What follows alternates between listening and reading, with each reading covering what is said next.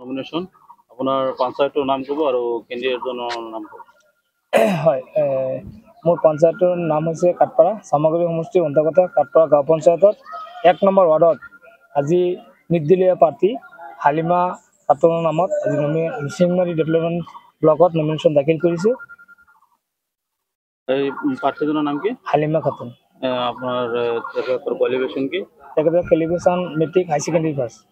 তেখেতৰ আপুনি কি হয়? তেখেতৰ দাদা হওঁ মই।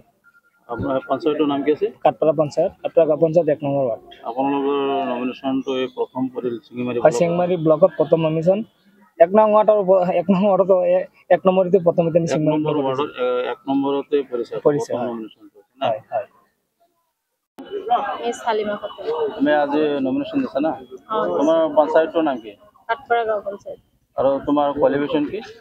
মই হাই ছেকেণ্ডেৰী পাছ। তোমাক যদি ৰাইজে ভোট দি পাছ কৰাই তুমি ৰাইজৰ কি কাম কৰিবা?